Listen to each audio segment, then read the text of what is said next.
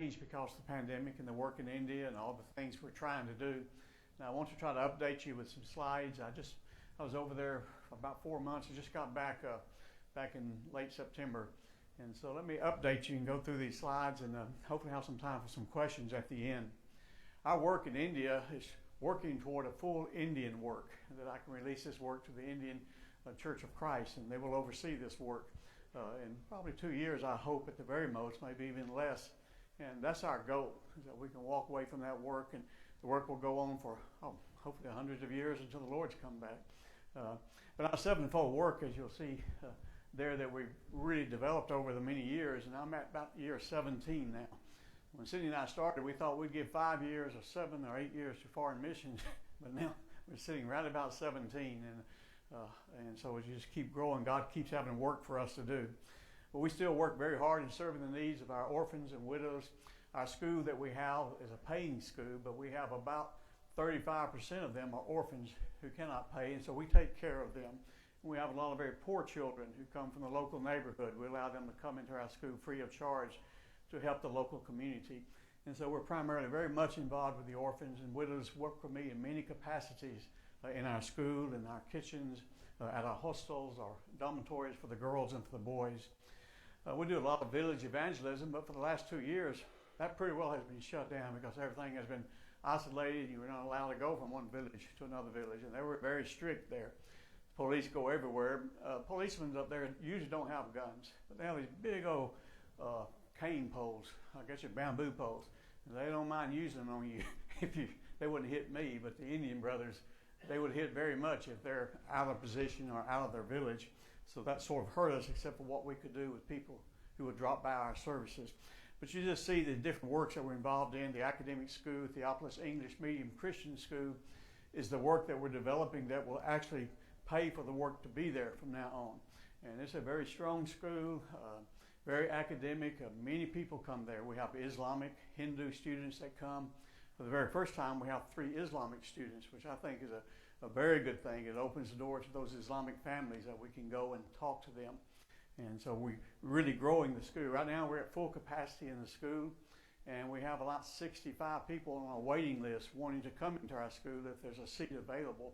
So that's a good thing. Lord's blessing us and helping us to grow the school and get it to the point that it can support the work. We continue with our relief work when there's a natural disaster and things of this nature. Because of the pandemic, our main relief work is feeding the poor people who don't have any food because they have no way to get rice. So we have done a lot of distribution of rice over the last 2 years. Still do a lot of medical missions, again shut down because you can't go into the villages. But often people will come to Rainbow Village where I have a medical clinic and come there for treatment and things of that nature. The Antioch Press, and we'll get into these one by one. And then our goal of being a fully self-supporting Indian work. I ask for your prayers in these 3 areas. Again, the pandemic. We're all praying very much that might relieve itself, become something just a simple flu or whatever might happen to the pandemic, so that the countries of the world will open up and we'll have the opportunity to be able to do a full-time work in every aspect of our work in India. We still have tremendous persecution in India against Christianity. The Prime Minister Modi, he's now completing his second 5-year term and running for his third 5-year term. It looks like he will win it. And his goal is anti-Christian. It's his goal that no Christian exists in India. And it's his goal that everyone becomes a Hindu. And if you have become a Christian, then you recant from Christianity at the threat of death or losing your job or your property or your home, and you return back to being a Hindu. And he has a large arm that works for him called the RSS, and that used to be the largest terrorist group in India, made up of hundreds of thousands of people. And now they all work for Modi, getting his work done throughout the country. So it's a problem that we face. It's sporadic. Sometimes it's very fierce, and sometimes there's no problem at all for a month or 2. But you never know when the persecution might come upon your congregation. In the last 2 years, we've had 3 buildings burnt to the ground. A number of Christians have been killed, more so in South India, but 2 up in my area that I know of, because they converted from Hindu to Christianity. And when the Hindu villages find out about it, they usually track them down and kill them. You can see a picture of a little 14-year-old boy that we baptized, I guess, 2 or 3 months ago. Next day, they burned him alive by converting from Hinduism to Christianity. And so those are things we need to pray for, and for the completion of our building. This building that we're building is the most important building that we'll have. It houses our church. It's a large facility that will seat 500 of our kids and students. And when that building is finished, it'll make a difference with growing the church and the work of the school. Now the problems, of course, is the pandemic. And this is in Delhi. When I got there, of course, it's much people dying of COVID-19. In fact, I did 3 funerals of COVID-19 up in my village. And of course, I had to get it myself because I'm always around people. And even though I had the Pfizer vaccine, both shots, it didn't matter. I got the COVID very bad, the D-COVID, for a couple of weeks. But these are 2 Christians in Delhi. She was a student and he was an Army officer. Both died of COVID. And so it hits every age group, young and old. And we see that it's also true in this country. This is just right outside Delhi. The people are dying so quickly. They're just pulling the bodies out onto the streets and burning them as quick as they can. Relatives would not even know what happened to their relative, where they were burned at.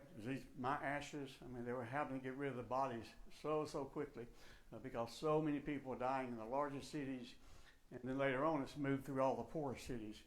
And you just saw this everywhere you went throughout Delhi, and also Guwahati and throughout the country.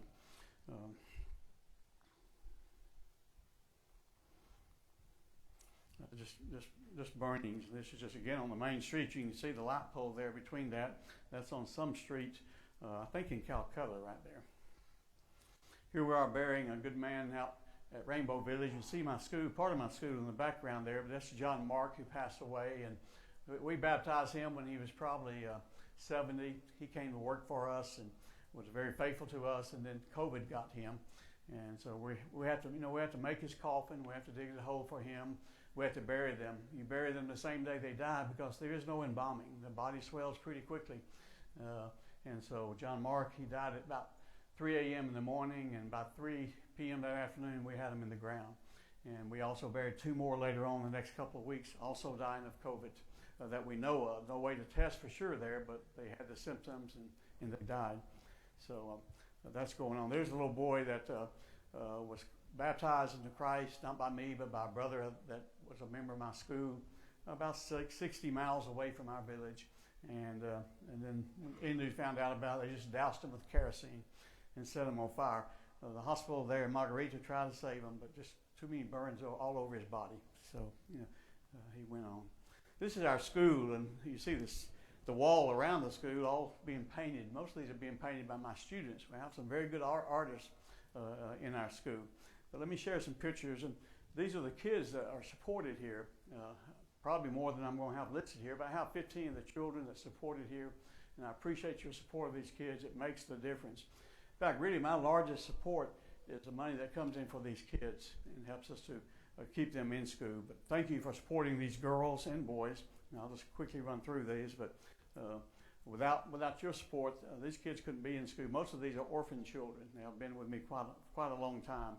The little boy, Mukesh, I got him.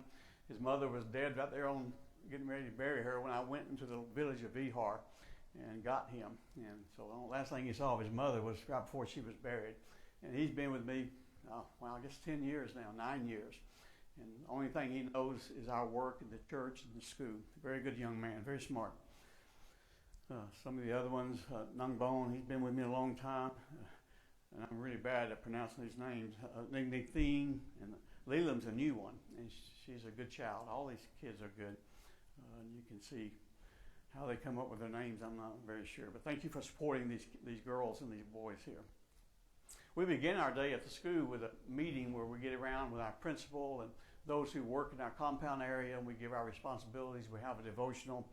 And then our day begins every day, Monday through Friday, in what we do at the school. Here you see, this is during the pandemic, so our student body is low, but we're gathering for the raising of the Indian flag and the patriotic things we do.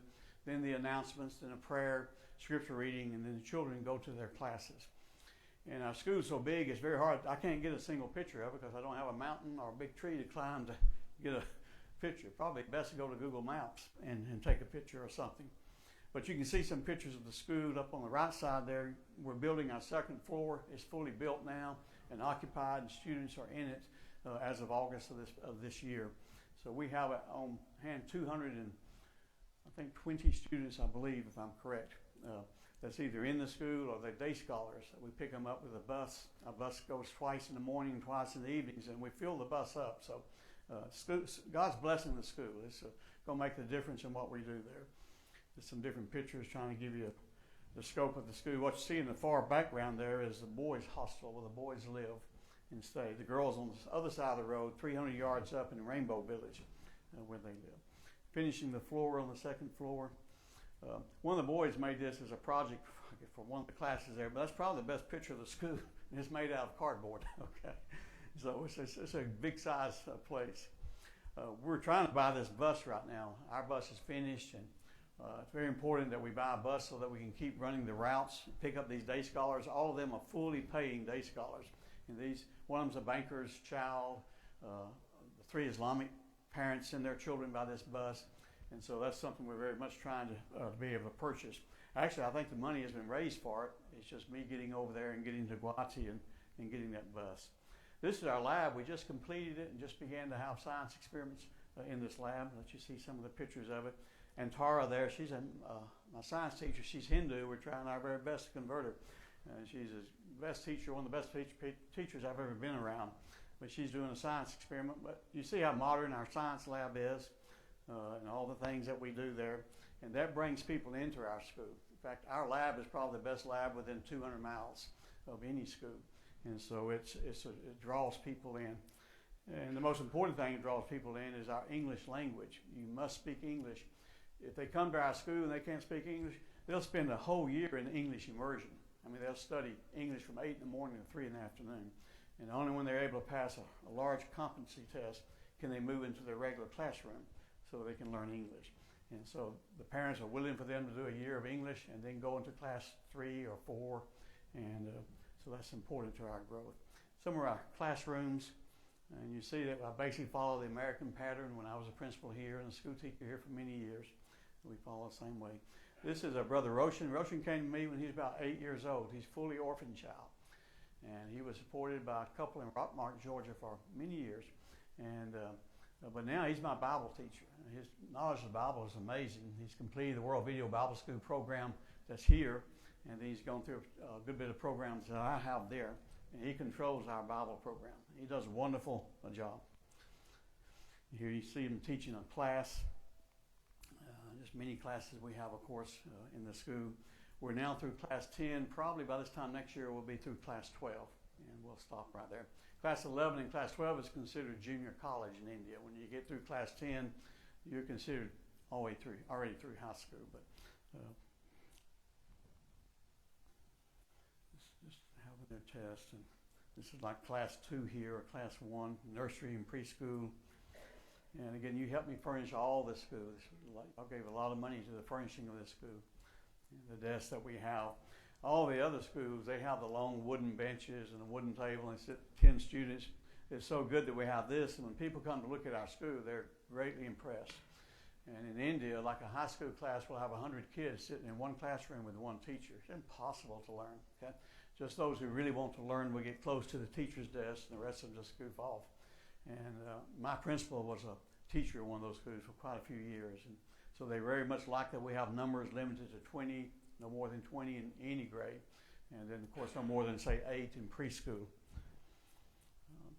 Our sewing class is going strong. We began the sewing class last year for the girls, and they're doing such a great job. They love to sew, and it's something that provides them a way to make a living if they want to in the future. But most of these girls, I've instilled the desire to go to college. And I got one beginning in January. I have 2 in college right now, and 8 more to go this coming year. So it's come time for me to live up to my word. And I've always told these kids, you study hard, be a very good, strong Christian, and I'll put you through college. So now I've got to put something to those words, and you guys are helping me with that, and I appreciate it. This is a sewing class. They draw out what they're going to cut out and sew. Here they are making the mask during the pandemic that we gave out to many people. Here you see the sewing room being set up. These are the foot pedals sewing machines. I wish I could get some over here, but they'll last forever.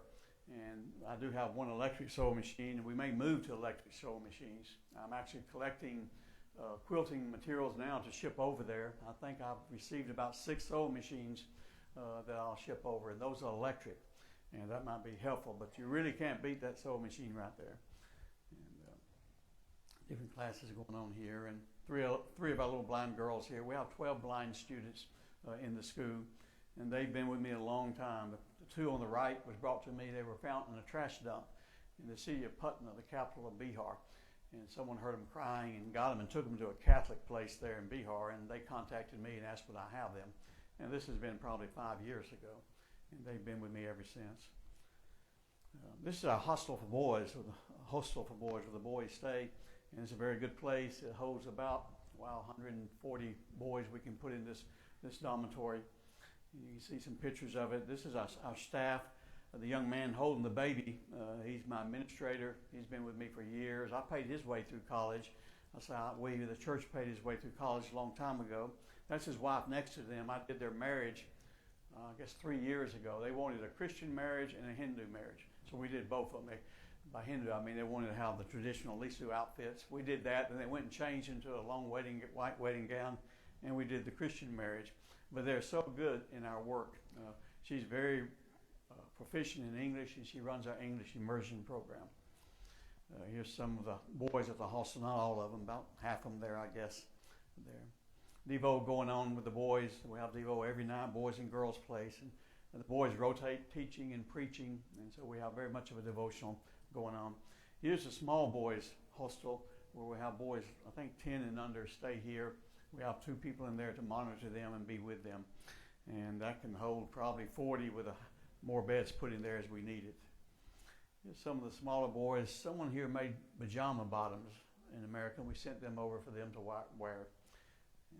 They begin their morning at 4:30, 4:20, I think now, with exercise, boys and girls. Early morning exercise begins their day.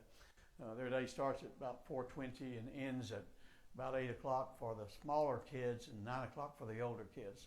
And so when they hit the bed, they go to sleep. They're so full day. And that's sort of a good secret of running an orphanage. Here's some of the boys playing in the hostel. And I go in the bathroom. I may have showed you this picture before, but I don't know how they determine whose toothbrush belongs to who. I guess they just grab one and go to brush it. I'm not sure. But in the pandemic, I don't know. Here we are. The boys are very adept at vocational. We've been teaching vocational skills for 3 years now to the boys. They're learning plumbing and electrical. They're learning carpentry, masonry, ironworks, or what we would call blacksmithing.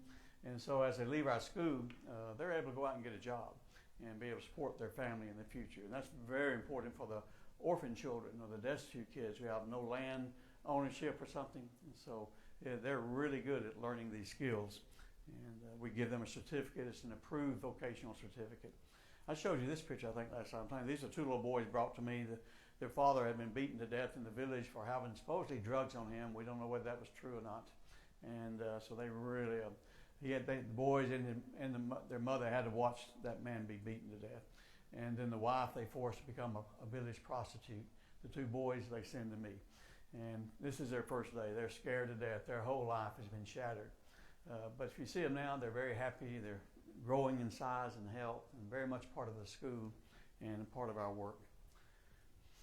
Just see more building. Again, these are our young men doing the building here and helping us in construction. And they're learning how to use our tools. We shipped a lot of tools from over here. You brought me a whole load up, I believe, and met me in Knoxville with tools. So they use our sanders and our drills and all of that. And actually, I'm collecting more of those to send over in March of this coming year. And you can see the boys using the tools, putting the top on the 2nd floor of the school, using a sander, helping us do chores, digging up stumps. We have many stumps because we've cleared much land. We have about 15 acres now under cultivation. And during the pandemic, that sort of saved our lives because you couldn't get no food. You were locked down, couldn't go anywhere. But because we're growing all our own food, we could feed ourselves and feed everyone in our compound and also give food to some of those on the outside. So that was a blessing from God. Here's a young man being baptized. This is been with me a long, long time, but now he's moved on to live with the grandmother. And boys playing in the field out there. Of course, football, as they call it, soccer we would call it, is their major sport. Here's our girls at Rainbow Village. Many, many girls there, about 120, I guess now. Just some pictures of them. And most of these girls here, they were very little when they came to me, but now they're becoming teenagers, even adults, in many ways. Just some pictures of them. And I told them to try to put on their best clothes. And I'm in the U.S., and I told them to take these pictures and just send me some good poses. So that's what they're doing. They're posing for you. Okay. They're good girls. It gets so hot there, they have water fights. I'll go buy them a bunch of balloons. They'll fill them full of water and fight each other with the water, cool themselves off. Can't do that much, but maybe once a month during the hot season, that sort of gets them cool. Here's a little girl studying for her Bible test that she's going to have this morning. Here they are in their devotional at Rainbow Village, where they have their devotional. This is two of my older girls, Bolingi and Parenti. Both of them will be going to college. Probably March or April, they'll be heading off to college. And they're both true orphans that's been with me. Parenti has nobody. She comes from Bihar. And Bolingi she's a Lisu, all the way up on the Chinese border. And she came back from the jungle with me. She was probably 6 years old. I was really worried about her getting through that jungle with me because it's a 100-mile walk through the jungle, about 5 days. You know. But she skipped and played and jumped all the way through the jungle. I was the one huffing and puffing and trying to get through the jungle. Here's the girls. They're just making those masks. You can see they, I don't know why these girls. I'd like to get on my long shirts and take a picture of them wearing my long shirts. I'm not really that big, I don't think. But here's two of the little girls wearing my hat. I see the Georgia hat there. And I'm holding a little baby that's just been born. And it's a little girl, and the parents wanted to name this baby after me. I said, my name's Gary. I don't know how you're going to name her after me. So they called her Garissa. Garissa. So that's that little baby's name. They really like the way it sounds among the Hindi language. I didn't teach a Bible class here, I want to tell you that. But during the heat of the day, when it's super hot, a lot of times the girls will go and just lay on the floor and sleep. They don't know I'm taking this picture because I just walked out of my little apartment, walked in and took a picture of them. But they get on that floor like at 1 to 3 in the evening when it's super hot, and it's cooler on that floor. And they lay down there a couple hours and rest. But it looks like some meetings I've held in the past. Here's one of my blind children listening to an audio Bible. That's very helpful to have those because they can listen to the Bible, Christian music that's on some of those tapes. Some pictures of the girls, the little one in the outfit there, that's a Lisu outfit. They have those all their lives. They get married in that Lisu outfit when they get married. The young man there is Johnson. He will graduate in June with a 4-year lab degree from Downtown University in Guwahati. Agriculture continues to take care of us and feed us and help us. We make money from that goes into a fund that will help support this work. Pigs are not my favorite. You cannot keep those things pinned up. So we put them in the field, but you can't keep them in the field either. So it's a job. Rice paddy is a big thing there. These are not our rice paddies, but because you see how much room it takes to grow rice. Maybe that much rice might feed Rainbow Village and Jacob's Hospital and my school. So we have to buy our rice, and the price of rice, like everything here, is just going through the roof in India. So it's making it very difficult for people, Now this is our tea garden. It's planted all around Rainbow Village, and we pluck tea during the rainy season, which is about 8 months. We pluck every Saturday. The girls do, we get about $200 every Saturday. And put the tea out in the road. They'll come by in their trucks and weigh it, and then they'll come and pay us eventually. So that's about $800 a month that goes into an account that will support this work. And the tea will grow tea there for at least 50 years. Those tea trees, bushes will survive. And this is the Assamese tea. Here's our mushroom houses, just some of the garden pictures and things that we grow, a lot of chili. But in the bottom right is mushrooms, and we now grow 5 types of mushrooms, and we sell these mushrooms. We eat just a little bit of it. Primarily, we sell all of it. And you can see some of the gardening and some of the crops that we have. They eat a lot of pumpkins and squash. They just cut it up and put it over their rice. I pray for them. I don't eat it. And the okra there, they call ladyfingers, and that we eat a lot of okra. our garden is year round because there's no frost, so we can plant, harvest, fertilize usually with cow dung or water buffalo dung, and then we're ready to plant again. And so we always have things growing. You can just see all the things within the garden. These two snakes we killed just 2 or 3 months ago. Both of them are deadly poisonous. If you research, India has more poisonous snakes than any nation on earth. They estimate 60 different poisonous snakes are in India. In northeast India, where I'm at, they estimate 24 poisonous varieties.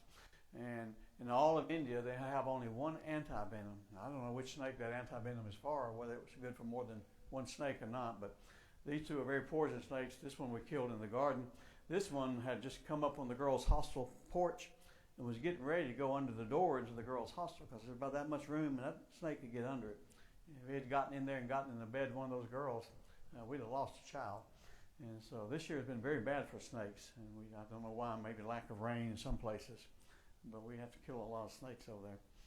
You can, again, see garden pictures. On the right here we are putting either cow or water buffalo dung in each hole as we plant, and that gives us good crop production. Again, our mushroom house, you see how the mushrooms are growing. We grow 5 varieties. The last one we just got is a black mushroom. We got the seeds out of Brazil, and that's a very exotic mushroom, carries a high price. So we sell it in the marketplace or sell it to a trucker who will take it to a big city, and that money again will help support this work. This is Brother Law. He's been with me for a long time, done many different roles for me. He now runs the Antioch Press in the large city of Guwahati, about 4 million people. And that's the capital of Assam. And it's really the capital of all 7 northeastern states, sort of the district capital. And he runs our printing press. You may remember J.C. Choate, Sonny Davy ran a press for 50 years in Delhi. Sonny's been dead, I guess, about 10 years. No, not Sonny, but J.C. about 10 years. Betty still lives in Alabama. But we decided to pick that work up ourselves and do it where we're at. So we're printing tracts, psalm books, getting to the point we can print Bibles in a proper way, and that'll make a big difference. And so we're buying equipment for that, pretty well furnished. And Law does a wonderful job. Pandemic has hurt us because the business is being shut down a lot, but it will grow and it will be a good work. Here's some pictures of him and some of the books that we're publishing. The one on the right, just a small book. Any of us could write this if you've been brought up in the church, how to begin the New Testament church in your home, because that's what's happening. India is being shut underground, and we're going underground to a great extent. Buildings are being burnt down, so we just have to go, and not everywhere, but in isolated places. And so we're going underground in our worship in many, many areas. They're very much threatening us where we're at. The Hindus have come and said, do not come back to our village. We don't want to hear Christianity in our village. Do not come here. And that's being pushed by Modi. Don't let them come into your villages and so forth. So anyway, a lot goes on in the Antioch Press that we have. And our benevolent program is a huge part of our program, and what the Bible says in Galatians 6:10 and James 1:27, many verses, as we do good works to people, we let our light shine, where we can make a difference and people hear the gospel. One thing about Hinduism, there is no compassion in Hinduism. There is no sense of good works among the Hindus or the Buddhists for that matter. And so when they see what we do and how that we naturally have compassion for people, it really opens the door. And medicals is one of the big ways that we're able to open that door. Here we are doing a rice distribution a few months ago. And you see how much rice we buy, and they come and get a bag of rice. We usually give several items: salt, mustard oil, type of bean that you cook and put over the rice. And you can just see what we're doing for them. This is being given from Rainbow Village over to the people who live around us, very, very poor people. And they get enough. That will probably last a family of 4 about a month, okay, there. And here's just not too far across the street from the school. And this is the guy in the front. He's the Gumroy, what we call the village mayor. He has the power of life and death, and he has absolute power in that village. And he determines who gets what when we go to give out the rice and stuff. You see some of the girls getting the rice and distribution. Here they are getting ready. These are actually, 2 of them are Tibetan. Others are some form of Hindu, probably Chakma. And you can see this is a church we just helped just a few weeks ago over in Carby. And this is just a few of the older members sitting there. There's about 38 members, I guess, or more. Medical missions, of course, with the pandemic, very hard to get medical missions done. A little bit we've done, but not a lot. birthing kits is big now. We've been using them quite often. With the pandemic and villages being shut down, we've been able to push these birthing kits into some of these villages we haven't been able to get to before. And now we have 3 hospitals that want to use our birthing kit. Our birthing kit is much cleaner than any hospital bed, I promise you. And so it's a big thing now, and I'm running short. So congregations here are now making new birthing kits for me to be able to send over there in March. And it just things going on. But there's a new baby that we delivered, and this is just being done, goes on right now. This is Sister Acha that we sent through nursing school for 4 years. And now she works for the government as a government nurse in different villages all around our village. And she uses our birthing kits and deliveries and so forth. And so lots of babies are using our birthing kits. You can see them having our cap on and our blankets wrapped around them after the birthing process. This little woman, she's 101 years old. She's the oldest woman in this little town called Jagun. And we trade with them. So for many years, I've known her. She doesn't speak a word of English. I don't speak a word of Hindi, okay, or Torah. And but somehow or another, she wants to see me. Anytime I come, she wants me to drop by and have a chai with her, a cup of tea. So I always do. I just did this a few weeks ago before I come back. Her mind is good, but she's 101. And at 101, she can't have the vaccine. So they keep her pretty careful. I just wanted you to see her picture. This is Calcutta. I'm always in Calcutta when I have time doing work in that city. About 20 million people, I guess. And you've seen a couple of these pictures before. That bridge there, the Howard Bridge, built by the British, busiest bridge on earth. 1 million people plus walk across that bridge every day. Okay, and I've stood there at the end of that bridge numerous times, just watched those people and wondered, will anyone ever teach them the gospel? Will they ever have the opportunity to hear the gospel? And I hope so. I don't know where the answers is for a lot of this, but they need to hear the gospel.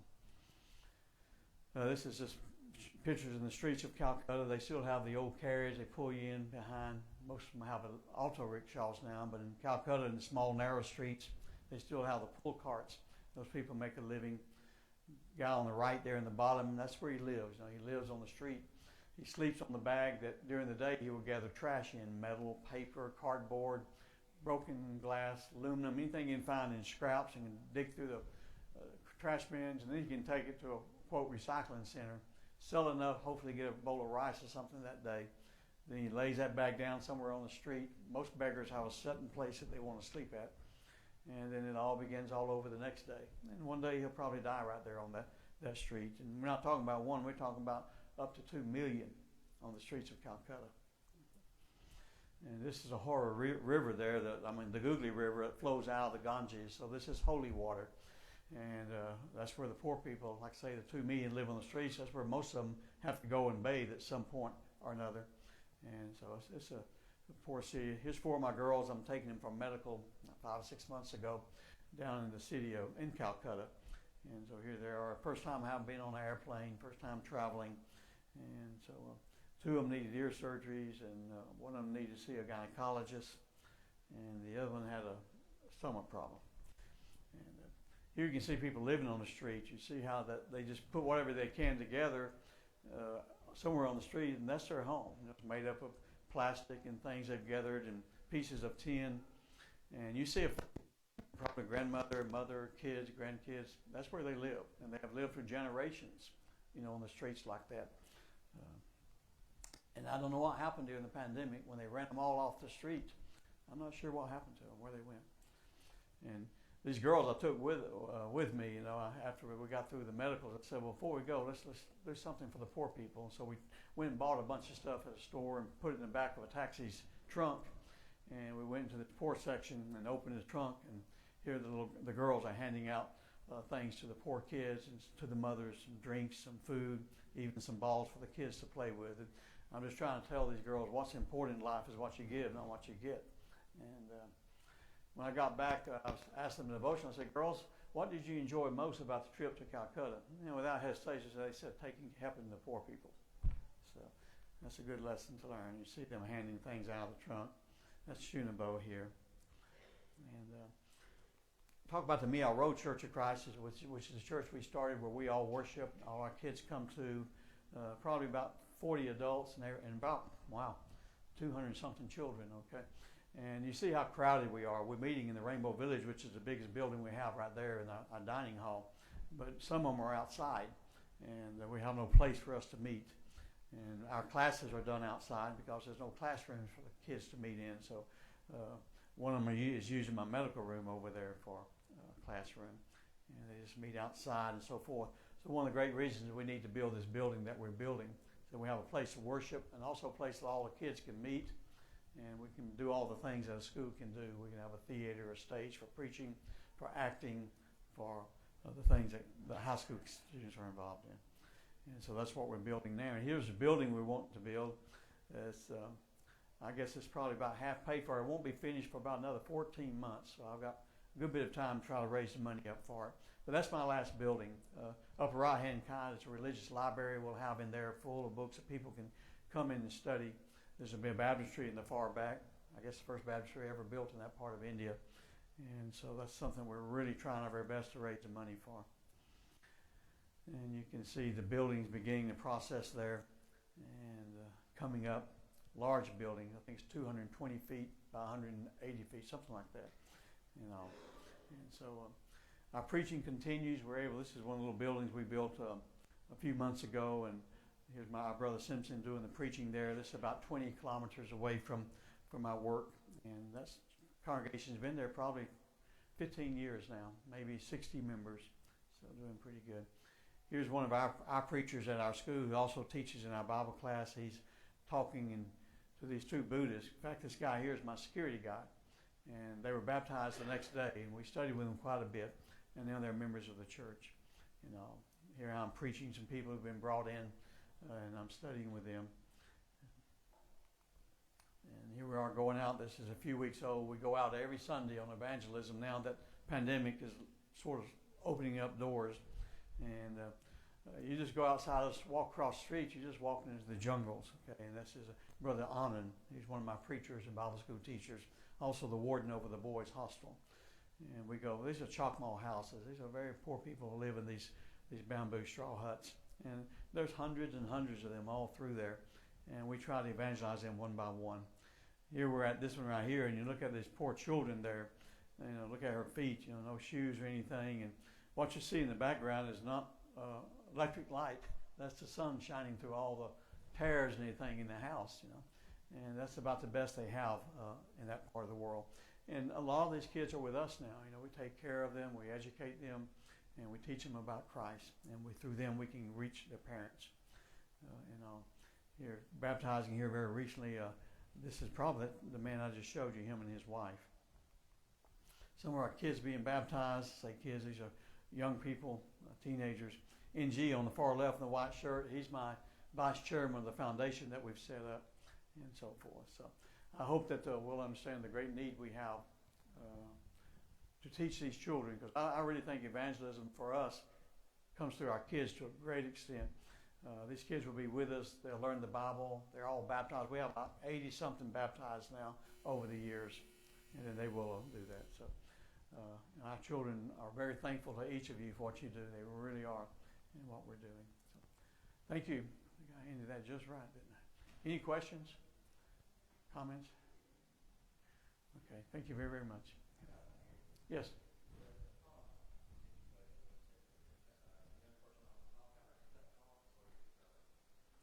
Let me come up around here. That question again. Go ahead. You said someone to college. What does it cost? Okay, that's a good question. I've got 8 getting ready to go to college, and here in this country, that would be a chore. Over there, I can send my girls to Namside College, about 40 miles from me, a very good recognized college, and they can go 4 years to be a teacher, living there, hostel, food, uniforms, books, everything, for about $3,000. Okay?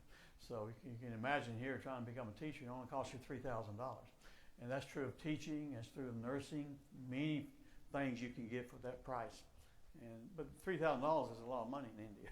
But for us, you know, we can put these kids through college. And we've just started a college foundation fund, and the money will only go into that fund, and that will take care of these kids through the future. And as the fund grows, the more children we can send based upon, first of all, their morality and whether they're Christians, and then their grades. And these kids will go off. All 8 of these kids telling me that they will go. And under our contract, they come back and work with us for at least 5 years, but they want to come and stay with us anyway. They want to come back and be our teachers, our accountants, our administrators. So maybe in 10 to 15 years, everything we have up there will be run by the kids who have come through my orphanage. That's my goal, and I hope that will happen. Thank you, Sarah, so much. You've been with me since the very beginning of this work, and as we sort of close it up over the next couple of years, you've been such a part of it. And I thank you very, very much.